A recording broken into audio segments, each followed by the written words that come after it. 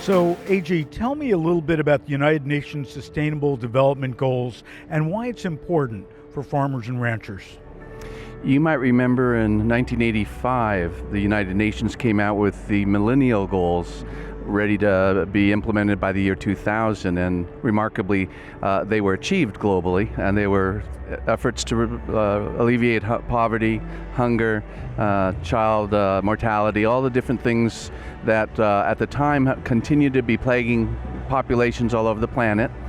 And yet, the remarkable part of that is the fact that they accomplished it, I think then set the tone for where we are now. And so in 2015, the United Nations has come out with 17 Sustainable Development Goals. And the beautiful thing is you look at that list and you realize if we could accomplish those by the year 2030, the world would be significantly different. In fact, we would have a new world in many ways. But the most remarkable thing about those goals is you look at them and you realize that, wait a minute, maybe 6, 7, 8, 9 of them have a lot to do with agriculture. In fact, so much so you realize that if agriculture is not thriving and doing well, as we approach 2030, you can't accomplish the goals. Everything else falls apart. And so for many of us, I think the excitement is that the SDGs provide us now with a way how we can talk about agriculture and the broad dimensions of multiple benefits that come together when we're working collaboratively to accomplish these 17 goals or these 9 goals through agriculture, and that agriculture is the solution, actually not the problem. And also, I really want to dwell for a second on the point that you made that it's not just about agriculture, it's about all of society for these United Nations goals, that the world would be a better place, not just our ground, not just our water, but our people as well. That's exactly right. I think people forget when you talk about life sciences, for the world ahead of us, are we in a world where we're surviving with scarcity, or are we in a world of abundance and we're thriving and living? And so these goals linked together through agriculture become that template, if you will, of a world that's thriving, that has created abundance and the ability to live, not survive. And how realistic is it for farmers and ranchers to be able to meet these goals? And what kind of help is out there to aid them in accomplishing this?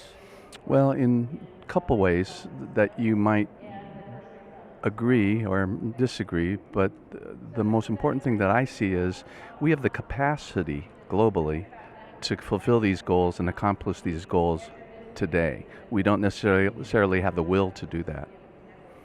Once we garner the will to do that, I think it can happen much quicker, much faster than we ever thought. But we will need help in agriculture. Instead of agriculture being attacked and people calling us the problem, if they believe that we're the solution, that also means we need assistance, help, incentivization, encouragement to make sure that we can fulfill our role to get those goals to be complete and a package for humanity, if you will. And how do we get that switch to go on for the will? How do we get people to really understand it and get behind it and support it? Well, I think you find all over the world it's already taking place, but it's just not widely reported or not quite understood how much progress is being made in every single category, whether it's an end to waste, whether it's renewable energy, whether it's water quality, water availability.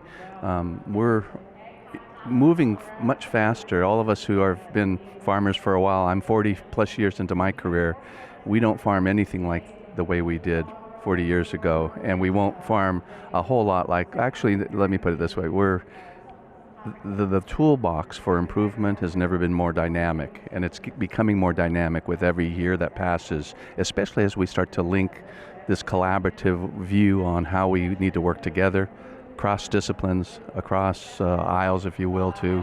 And also technology advances have helped a lot. Tremendous advances that were, things that you thought were impossible are possible, things that are possible are plausible, and actually commercialized much faster now.